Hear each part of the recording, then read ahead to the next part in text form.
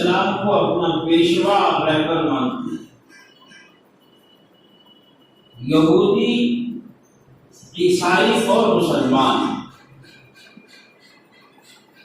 لیکن قرآن نے بیان کیا کہ حضرت ابراہیم علیہ السلام نہ تو یہودی تھے نہ عیسائی تھے، نصرانی تھے۔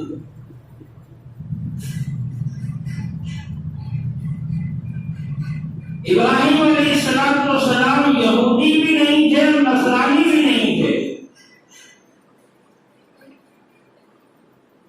یہودی ان کو اپنا پیشوا مانتی ہے، نصرانی بھی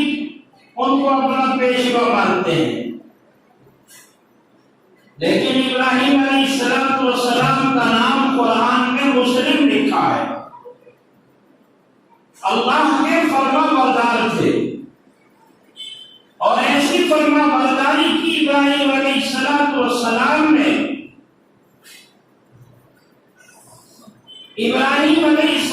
السلام نے اللہ کے حکم پر اپنے آپ کو ایسا قربان کیا، ایسا لگایا کہ ابراہیم علیہ السلام کی اداؤں کا اور ابراہیم علیہ السلام کی قربانیوں کا، ابراہیم علیہ السلام کی وفاؤں کا اللہ تبارک و تعالیٰ نے قیامت تک کے لیے ان کا ذکر زندہ رکھا۔ چنانچہ اللہ رب العزت نے جب ابراہیم علیہ السلام کو گھر بنانے کا، وہ خانہ کعبہ تعمیر کرنے کا حکم دیا، اور جب ابراہیم علیہ السلام نے اللہ کے حکم سے خانہ کعبہ کی تعمیر کر لی اور بیت اللہ کو تیار ہو گیا، اللہ کی طرف سے حکم ہوا کہ ابراہیم اب تم ایسا کرو کہ تم کھڑے ہو کر پہاڑ کی چوٹی پر اور آواز لگاؤ، دنیا کے لوگوں تک اپنی آواز پہنچاؤ اور انہیں حکم دے دو، ان کو یہ بتا دو کہ اب یہ بیت اللہ شریف کا حج کرنے کے لیے وہ پیدل ہو کے سواری سے ہو، وہ جس شکل سے یہاں تک پہنچ سکتے ہو وہ آ جائے۔ ابراہیم علیہ السلام کہتے ہیں پروردگار میری آواز کہاں تک پہنچے گی، میں اپنی آواز کہاں تک پہنچا سکتا ہوں؟ لیکن دیکھیے وہ ایسا دور تھا، وہ زمانہ ہے کہ جب سیٹلائٹ کا زمانہ نہیں تھا، انٹرنیٹ کا دور نہیں تھا، جدید آلات تیار نہیں کیے گئے تھے، ایسے وقت میں ابراہیم علیہ السلام جبل مقدس پر کھڑے ہو کر کے اور یہ آواز لگائی تھی، اور اس آواز پر لبیک کہنے والے وہ لوگ تھے کہ جن کے قسمت میں حج لکھی ہوئی ہے۔ کوئی عالم ارواح میں تھا، اس نے بھی لبیک کہا، کوئی اپنی ماں کی شکم میں تھا، اس نے بھی لبیک کہا، اور دنیا کے اندر جو لوگ اس وقت موجود تھے اور جن کو حج جن کے مقدر میں لکھا ہوا تھا، ان لوگوں نے بھی لبیک کہا، اور لبیک لبیک کہنے والوں کی آوازیں تھی۔ ابراہیم علیہ السلام کی اس صدا پر لبیک کہنے والے جو لوگ تھے، کتابوں میں لکھا ہے کہ جس نے ایک مرتبہ لبیک کہا اسے ایک بار حج کی توفیق ہوگی، جس نے 2 بار لبیک کہا اسے 2 بار حج کی توفیق ہوگی، اور جن نے بے شمار مرتبہ لبیک کہا ابراہیم کی آواز پر وہ تو انگنت حج کریں گے۔ اللہ تبارک و تعالیٰ نے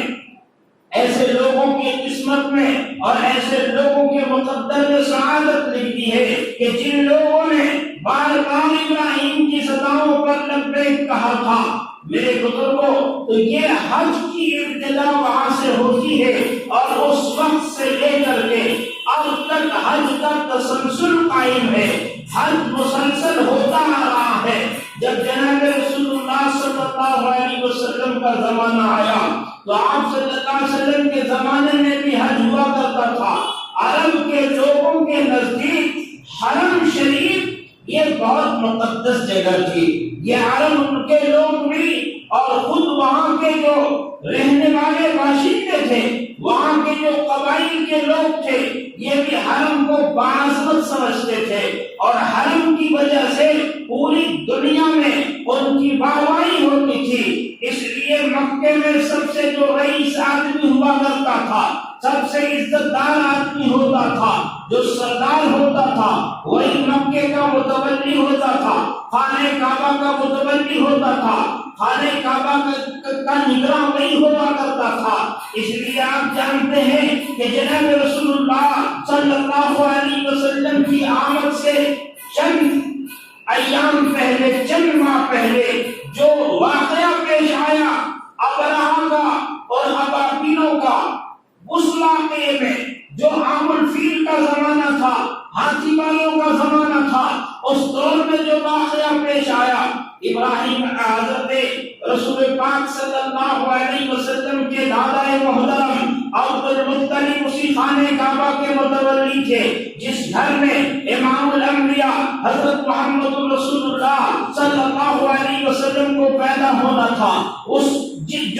جو نبی اس بیت اللہ کو آباد کرنے کے لیے دنیا میں آ رہا تھا، جو نبی اس بیت اللہ کو گندگیوں سے پاک کرنے کے لیے دنیا میں آ رہا تھا، اس کے دادا محترم خود اس خانہ کعبہ کے متولی تھے۔ اور جب گفت و شنید ہوئی ہے اس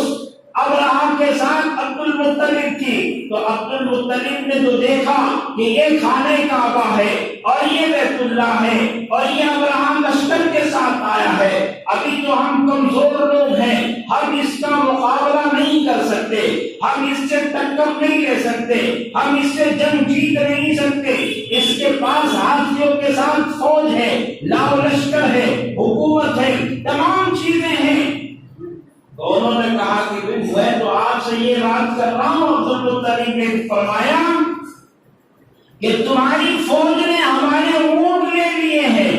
تم ہمارے اونٹ کو چھوڑ دو اور اس سے آگے تم سے کوئی بات نہیں کروں گا۔ تو ابرہہ نے کہا کہ ابھی تک تو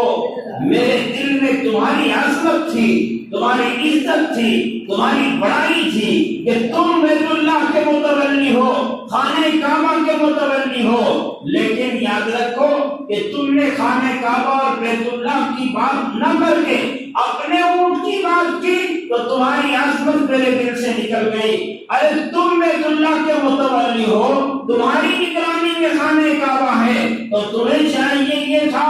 کہ تم بیت اللہ کے سلسلے میں ہم سے بات کرتے، جس کو ڈھانے کے لیے، جس کو گرانے کے لیے ہم لاؤ لشکر کے ساتھ اپنی فوج کے ساتھ یہاں آئے ہوئے ہیں۔ تو عبد المطلب نے کیا کہا کہ بھائی میں اونٹ کا مالک ہوں، اونٹ میرے ہیں، اس لیے میں تم سے اونٹ کی بات کرتا ہوں، اور جس خانہ کعبہ کو، جس بیت اللہ کو تم ڈھانے کے لیے، گرانے کے لیے آئے ہو، وہ گھر ہے اور اس کا بھی کوئی رب ہے، اس کا بھی کوئی مالک ہے، جس کا وہ گھر ہے وہ تم سے نمٹ لے گا۔ ایک شاعر نے بڑی اچھی ترجمانی کی ہے کہ اسی واقعے کو ابرہہ اور عبد المطلب کی جو گفتگو ہوئی اس کے سلسلے میں اس نے کہا احد ہو کہ بدر ہو یا جنگ خیبر ہار جاتے ہیں، احد ہو بدر ہو کہ جنگ خیبر ہار جاتے ہیں، جو اکثریت میں ہوتے ہیں وہ اکثر ہار جاتے ہیں۔ دل میں ہو بھروسہ حضرت عبد المطلب جیسا، دل میں ہو بھروسہ حضرت عبد المطلب جیسا، تو پھر ابابیلوں سے ہاتھی کے لشکر ہار جاتے ہیں۔ آپ کو واقعہ معلوم ہے کہ عبد المطلب نے ہمارے آقا حضرت محمد رسول اللہ صلی اللہ علیہ وسلم کے دادا محترم نے یہ کہہ دیا کہ میں اونٹ کا مالک ہوں، اونٹ کی بات میں کرتا ہوں، اور اس بیت اللہ کو جس کو گرانے کے ارادے سے، جس کو ڈھانے کے ارادے سے تم آئے ہو، اس کا رب ہے اور وہ تم سے نمٹ لے گا۔ اللہ تبارک و تعالیٰ کی ڈائریکٹ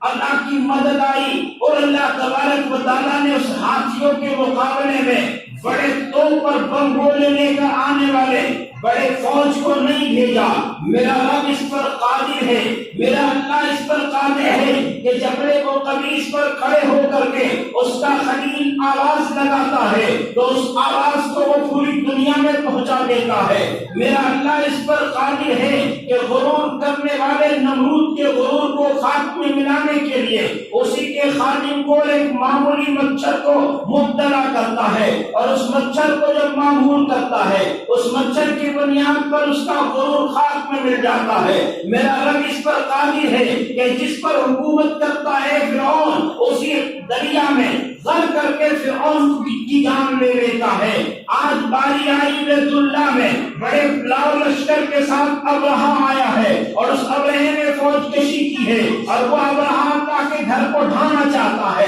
بیت اللہ کو ڈھانا چاہتا ہے۔ اللہ تبارک و تعالیٰ نے اس کے مقابلے میں بڑی فوج نہیں بھیجی۔ قرآن میں جس کا تذکرہ ہے ایک کبوتر، ایک پرندہ جو کبوتر کی طرح کا ہے، اللہ فرماتا ہے الم تر کیف فعل ربک باصحاب الفیل، کیا تم نے نہیں دیکھا کہ اللہ نے کیا کیا وہ ہاتھی والوں کے ساتھ؟ کیسے اللہ تبارک و تعالیٰ نے پرندوں کا غول بھیجا اور اس پرندوں کے چونچ میں اور اس کے معمولی اور ننھے پیروں میں چھوٹی چھوٹی کنکریاں تھی، اور اس کنکریوں میں اللہ تعالیٰ نے وہ قوت ڈال دی تھی، وہ طاقت ڈال دی تھی کہ وہ ایٹم بم کا کام کر گئی۔ اور اس فوج پر، وہ ابرہا کے لشکر پر جب وہ غول اور پرندوں کا جو گروہ تھا یہ جب حملہ آور ہوا ہے تو وہ تمام کے تمام کیسے ہو گئے؟ ایسی وہ فوج بگڑ بھی ہو گئی، اور جس پر وہ کنکریاں پڑی ہے، جس کے جسم سے وہ کنکری ٹچ کر گئی ہے، جس کے جسم سے اور جس جانور کو وہ کنکری لگ گئی ہے، وہ ایسے ڈھیر ہو گئے جیسے جانور بھوسے کو چبا کر کے اور اگل دیتا ہے تو چبائے ہوئے بھوسے کی طرح، چبائے ہوئے چارے کی طرح ہو گئے، اور ان کا تمام طرح کی گروہ خاک میں گر گیا، اور اللہ نے بیت اللہ کی حفاظت فرمائی، اللہ تبارک و تعالیٰ نے اپنے گھر کی حفاظت فرمائی۔ اس لیے وہ گھر توحید کا مرکز ہے، اور توحید کا مرکز بھی بننے والا تھا۔ اس نے گرچہ عرب کے لوگوں نے خانہ کعبہ کو گندا کر دیا، اس میں مورتیاں رکھ دی گئی، اس میں بت رکھ دیے گئے، اور وہاں غلط ڈھنگ سے طواف ہونے لگا۔ حج کے نام پر صرف میلے اور ٹھیلے ہوا کرتے تھے، اونٹ دوڑانے کا مقابلہ ہوتا تھا، ننگے مرد عورت طواف کر رہے ہیں، اور قربانی کے تمام چیزوں کو بیت اللہ کی دیواروں سے رگڑا جا رہا ہے، گندا کیا جا رہا ہے۔ آج اللہ تبارک و تعالیٰ نے ہمارے آقا حضرت محمد رسول اللہ صلی اللہ علیہ وسلم کی آمد کے ساتھ آپ صلی اللہ علیہ وسلم دنیا میں تشریف لائے۔ آپ دنیا سے گندگیوں کا خاتمہ کرنے کے لیے آئے، شرک کی گندگی کو مٹانے کے لیے، بتوں کی گندگی کو مٹانے کے لیے، تمام چیزوں میں جو گندگی اور خرابیاں آ گئی تھی ان خرابیوں کو آپ نے دور کر دیا، اور انسانیت کو معراج عروج عطا فرمایا۔ آپ صلی اللہ علیہ وسلم نے سماج کو پاکیزہ کر دیا، آپ نے اعمال کو پاکیزہ کیا، ایسے اعمال جس کے ذریعے سے دنیا میں انقلاب برپا ہو اور دنیا کے لوگ اسے دیکھیں تو انسان کو لالچ آئے، انسان کو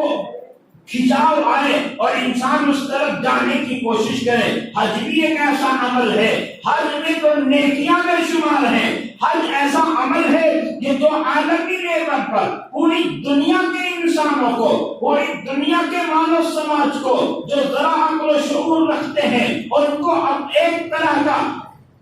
پیغام ہے، اور وہ اس حج کے اندر ایسی مقناطیسیت ہے کہ جب کھلی آنکھ سے انسان حج کے عمل کو دیکھتا ہے تو وہ اس طرف کھنچ جاتا ہے اور اس طرف کھینچا چلا جاتا ہے۔ اس میں کشش ہے، اس میں کھچاؤ ہے کہ اس کے ذریعے سے دنیا میں ایک پاکیزہ معاشرہ، پاکیزہ ماحول، اتحاد اور یکسانیت کی، ایکتا کی، اتفاق کی، اور تمام طرح کے بڑے اونچے اور نیچے، اونچ نیچ کی تمیز، چھوٹ چھات کی بیماریاں جو معاشرے میں سماج میں تقریباً پوری دنیا میں لاگو تھا۔ ایسے ماحول میں کہ جب بڑا آدمی چھوٹے کو اپنے سامنے کھڑا ہونے کے لیے، کھڑا کرنے کے لیے تیار نہیں تھا، ایسے زمانے میں میرے آقا حضرت محمد رسول اللہ صلی اللہ علیہ وسلم نے دنیا کو ایک سوتر میں باندھا ہے، ایک ساتھ انسانوں کو بتایا کہ انسان آدم کی اولاد ہے اور آدم مٹی سے بنائے گئے ہیں، اس میں گورا اور کالے کا بھید بھاؤ کیوں ہے، اس میں اونچ نیچ اور ذات پات کی روایتیں کیوں ہیں؟ ان تمام روایتوں کو، ان تمام گندگیوں کو مٹا دیا جائے، ختم کر دیا جائے، اور اقبال کی زبانی کہ آج ایک ہی صف میں کھڑے ہو گئے محمود و ایاز، نہ کوئی بندہ رہا نہ بندہ نواز۔ آج دنیا کے دیکھ رہی ہے کہ بیت اللہ کی طرف آنے والے لوگ بڑے لوگ ہیں، منسٹر، وزیر اور تمام طرح کے دولت مند امیر کبیر لوگ، اور بھی مانگنے والے بھی ہیں، کام کرنے والے بھی ہیں، جھاڑو دینے والے لوگ بھی ہیں۔ اللہ نے توفیق دے دی، حج کے لیے چلے گئے، تو کیا وہاں الگ تفریق کیا جا سکتا ہے؟ یا دنیا کر سکتی ہے تفریق، الگ کر سکتی ہے؟ نہیں، ایک لباس، ایک آواز، یکسانیت، اتفاق، گورا ہے، کالا ہے، عربی ہے، عجمی ہے، تمام زبانوں کو بولنے والے لوگ ہیں، لیکن سب ایک آواز میں ہیں، بس لبیک اللہم لبیک، اے میرا رب ہم تو حاضر ہیں، اے میرا مولا میں حاضر ہوں، تیرے دربار میں آ گئے۔ اب اس دربار میں جب آئے ہیں تو کیا ہو رہا ہے؟ اب آپ کو سلا ہوا لباس میں اتروا دیا گیا۔ تمام لوگ، ایسا نہیں کہ کوئی بڑا آدمی یہ کہے کہ میں تو ابھی کبھی آدمی ہوں اور میرے پاس تو بڑے قیمتی جوڑے ہیں اور میں تو اسی کو زیب تن کروں گا۔ نہیں نہیں نہیں، آپ یہاں کی روایت یہ ہے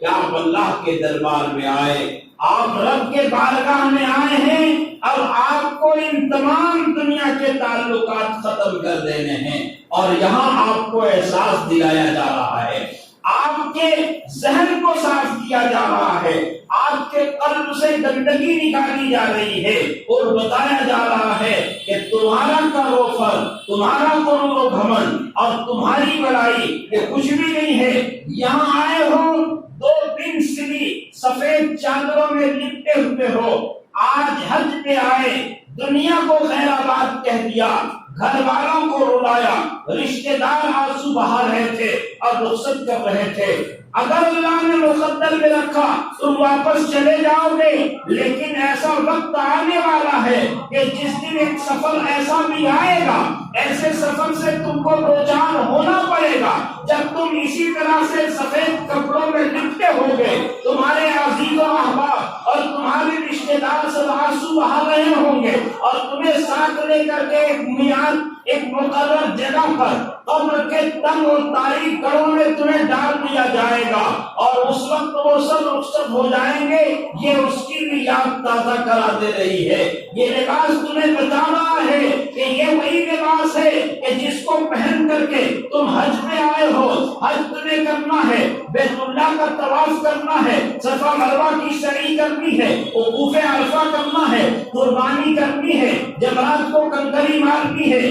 یہ تمام یادیں ہیں، لیکن ایک یاد یہ بھی لیتے جاؤ، اپنے دل میں ایک بات یہ بھی بساؤ کہ اسی لباس کو پہن کر کے تمہیں قبر کے سوال و جواب کو حل کرنا ہے، تمہیں منکر نکیر کے سوالوں کا جواب دینا ہے۔ تو یہ یاد جب آتی ہے اور یہ چیز آتی ہے تو کیا ہوتا ہے؟ انسان آخرت کی طرف بڑھتا ہے، اور بیت اللہ میں آ کر کے اس کے سینے سے، اس کے دل سے وہ تمام چیزیں نکال دی گئی اور زبان سے کہلوایا گیا کہ دیکھو تم دنیا میں رہ کر کے بہت طرح کے عقیدے اور بہت طرح کے نظریات، بہت طرح کے خیالات رکھتے تھے، ہو سکتا ہے کہ اس میں ملاوٹ بھی ہو، تم مسلمان رہتے ہوئے بھی کبھی شرک کر رہے تھے، کبھی دوسروں سے مرادیں مانگ رہے تھے، کبھی کسی کے سامنے نتمستک ہو رہے تھے،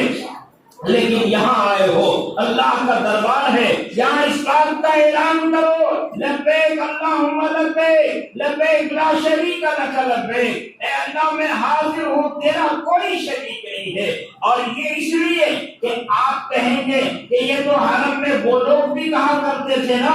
حضور پاک صلی اللہ علیہ وسلم کی آمد سے پہلے یہ جو تلبیہ ہم پڑھتے ہیں، یہ تلبیہ تو قبیلہ قریش کے لوگ بھی پڑھا کرتے تھے، اور حرم شریف کا حج کرنے والے وہ لوگ بھی پڑھتے تھے۔ روایتوں میں یہ آتا ہے کہ جب زمانے جاہلیت میں یا اس سے پہلے جو شرک کرنے والے لوگ تھے، جنہوں نے ابراہیم علیہ السلام کا اسٹیچو بنا کر کے اور اسماعیل علیہ السلام کا اسٹیچو بنا کر کے بیت اللہ میں رکھ چھوڑا تھا، اور جو یہ کہتے تھے کہ یہ 360 اور 365 ہمارے خدا تو نہیں ہے لیکن خدا سے جدا بھی نہیں ہے، یہ ہمارے رب تو نہیں ہے لیکن رب سے الگ بھی نہیں ہے، یہ ایسے ہے کہ ہم بڑے گنہگار لوگ ہیں، خطا کار ہیں، بد کردار ہیں، اس لیے ہم ان سے کہتے ہیں، یہ رب سے کہتے ہیں، یہ رب کے قریب ہیں، ہم ان کے قریب ہیں۔ یہ تو ان کا عقیدہ تھا، اور یہ اسی بنیاد پر وہ کہتے تھے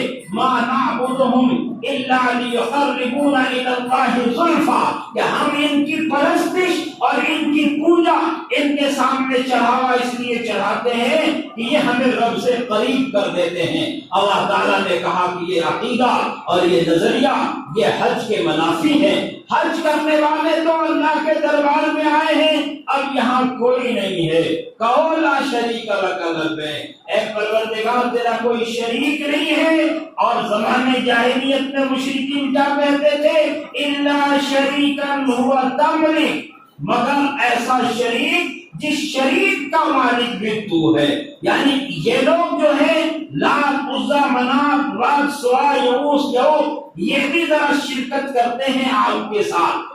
کے ساتھ ملے ہوئے ہیں۔ اللہ تبارک و تعالیٰ ان تمام چیزوں سے پاک ہے، میرا رب قوت والا ہے، میرا رب طاقت والا ہے، اور اس کی ذات میں، اس کی صفات میں، اس کی کسی شے میں اللہ تبارک و تعالیٰ کا کوئی شریک نہیں ہے۔ قل هو اللہ احد اللہ الصمد لم یلد ولم یولد ولم یکن له کفوا احد۔ اس لیے حاجیوں سے کہا کہ اپنے عقیدوں کو درست کرو، اپنے دلوں کے خیالات کو مٹاؤ، تمہارا عقیدہ درست ہو جائے، تمہاری آواز درست ہو جائے، تمہارا انداز درست ہو جائے۔ اس لیے اپنے دلوں سے گندگیوں کو صاف کر دو۔ اب آئے ہو، اب اللہ کے دربار میں آؤ۔ تو چنانچہ جب حاجی بیت اللہ کو پہنچتا ہے تو سب سے پہلا کام اس کا یہ ہوتا ہے کہ وہ طواف کرے گا، طواف کرے گا، صفا مروہ کی سعی کرے گا۔ کیا ہے دنیا میں طواف تو صرف ایک مقام پر ہوا کرتا ہے، اور وہ ہے اللہ کا گھر بیت اللہ۔ ایک موقع پر جناب رسول اللہ صلی اللہ علیہ وسلم تشریف فرما تھے، دو صحابی آئے، ایک انصاری اور ایک ثقفی، طائف کے رہنے والے، قبیلہ ثقیف کے رہنے والے تھے۔ وہ دونوں آئے تو حضور علیہ السلام سے کچھ پوچھنا چاہ رہے تھے، اور انہوں نے کہا کہ آپ صلی اللہ علیہ وسلم نے کہا کہ تم جو پوچھنے آئے ہو وہ تم خود پوچھو گے یا میں بتا دوں؟ تو صحابہ کا تو حضور علیہ السلام کے سامنے بہت باادب رہنے کی عادت تھی، اور یہ چاہتے تھے کم بولنا پڑے حضور کے سامنے۔ تو انہوں نے کہا کہ یا رسول اللہ اگر آپ ہی بتا دیں کہ ہم کیا پوچھنا چاہتے ہیں تو ہماری بات پوری ہو جائے گی۔ تو آپ نے کہا کہ تم یہ پوچھنے آئے ہو کہ بیت اللہ تک گھر سے نکل کر کے بیت اللہ تک جانے کا ثواب اور نیکی کتنی ہے، طواف کرنے کی نیکی کیا ہے، طواف کے بعد جو نماز پڑھتے ہیں نفل اس کا ثواب کیا ہے، صفا مروہ کی سعی کا ثواب کیا ہے، وقوف عرفہ کا ثواب کیا ہے، یہ ثواب تم پوچھنا چاہتے ہو؟ اور سنو، حج کرنے والا انسان جب اپنے گھر سے نکلتا ہے تو اور بیت اللہ تک آتا ہے تو اس کی سواری کے ہر قدم کے بدلے میں اللہ تبارک و تعالی ایک گناہ کو معاف کر دیتا ہے، ایک نیکی اس کے نام اعمال میں لکھ دیتا ہے۔ اور جب وہ بیت اللہ کو آتا ہے اور طواف کرتا ہے تو طواف کرنے کا ثواب ایسا ہے کہ جیسے بنی اسماعیل میں سے، بنی اسماعیل وہ قبیلہ ہے جو جس کے ذریعے سے اسماعیل علیہ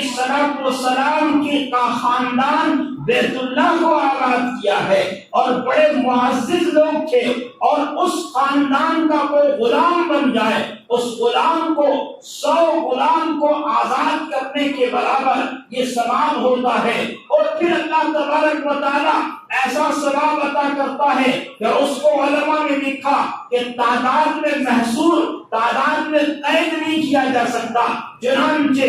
جب انسان بیت اللہ کا طواف کرتا ہے، صفا مروہ کی سعی کرتا ہے، اور منی میں قیام کرتا ہے، وقوف عرفہ کرتا ہے، تو وہ دن ہے عرفہ کا دن، جس دن اللہ تبارک و تعالی آسمانی دنیا پر تشریف لاتے ہیں، اللہ رب العزت جلوہ فرما ہوتے ہیں اور دیکھتے ہیں کہ میرے یہ بندے اپنے گھر بار کو چھوڑ کر کے، اپنے کاروبار کو چھوڑ کر کے صرف رب کی چاہت میں، اللہ کی رضا کے لیے پراگندہ بال، بکھرے ہوئے بال، جسم پہ گرد و غبار، سادہ لباس اور پریشان حال کس لیے ہے؟ حرم سے چل کر کے عرفات تک آئے ہیں، ان کا مقصد کیا ہے؟ تو یہ دیکھتے ہیں کہ ان کا مقصد تو رب کی تلاش ہے، ان کا مقصد تو اپنے اللہ کو راضی کرنا ہے، ان کا مقصد تو اپنے رب کی خوشنودی حاصل کرنا ہے، اور وہاں بال بکھرے ہوئے ہیں اور وہاں دعائیں مانگ رہے ہیں۔ تو لکھتے ہیں کہ اللہ کے نبی صلی اللہ علیہ وسلم نے ان سے کہا کہ لوگوں، جب بندہ عرفات میں قیام کرتا ہے، وقوف کرتا ہے، کھڑا ہوتا ہے، تو رب تبارک و تعالیٰ اپنے فرشتوں پر فخر کرتے ہیں کہ یہ میرے بندے ہیں، کوئی کہاں سے آیا ہے، کوئی کہاں سے آیا ہے، اور ان کے آنے کا مقصد صرف یہی ہے کہ یہ اپنے رب کی رضا چاہتے ہیں، اپنے رب کی خوشنودی چاہتے ہیں، یہ بکھرے ہوئے بال ہیں۔ تو اللہ تبارک و تعالیٰ فرشتوں پر فخر کرتے ہوئے اعلان کرتے ہیں، اے عرفہ میں وقوف کرنے والے ہمارے بندوں مسلمانوں، آج اللہ تبارک و تعالیٰ نے تمہارے تمام اگلے پچھلے گناہ کو معاف کر دیے ہیں، اور جب وہ جاؤ یہاں سے واپس تو بخشائے جاؤ، یہاں تک کہ ایک فرشتہ آتا ہے اور وہ فرشتہ ان کے کاندھے پہ ہاتھ رکھتا ہے اور ان کو شاباشی دیتا ہے، تمام حاجیوں کو شاباشی دے کر کے یہ کہتا ہے اب جاؤ، اللہ تعالیٰ نے تمہارے تمام گناہ، تمام خطا معاف کر دیے، اب تم نئے سرے سے اعمال کرو۔ اس لیے حدیث میں آتا ہے کہ جب حاجی حج سے واپس آئے تو اس کے گھر میں داخل ہونے سے پہلے اس سے دعا کی درخواست کرو کہ وہ ایسا پاکیزہ ہے کہ جیسے آج ہی اس کی ماں نے جنا ہے، وہ جو دعا کرتا ہے اللہ اس کو قبول کرتا ہے، اس کی دعائیں قبول کی جاتی ہیں۔ اس لیے ہمیں چاہیے، آپ کو چاہیے، اور تمام لوگوں کو چاہیے کہ حاجیوں سے دعا کی درخواست کریں۔ چنانچہ حج ایسا پاکیزہ اور مقدس عمل ہے جس کے ہر ایک قدم پر اللہ تبارک و تعالیٰ بے شمار نیکیاں رکھ رکھے ہیں۔ ہم مسلمانوں کو جن کے پاس استطاعت ہے انہیں چاہیے کہ وہ جلد حج کریں، اور جن کے پاس نہیں ہے، رب کے خزانے میں کوئی کمی نہیں ہے، ہم اپنے رب سے دعا کریں گے پروردگار عالم تمام عالم کے مسلمانوں کو، وہ غریب ہوں کہ امیر، تمام لوگوں کو بس میرا رب پہنچانا چاہتا ہے تو وسائل پیدا کر دیتا ہے۔ اللہ ہم سب کو حج کی توفیق نصیب فرمائے اور اپنے نبی حضرت محمد رسول اللہ صلی اللہ علیہ وسلم کے روضہ مطہرہ پر جا کر درود و سلام پڑھنے کی توفیق نصیب فرمائے۔ وآخر دعوانا الحمدللہ۔ سنتوں سے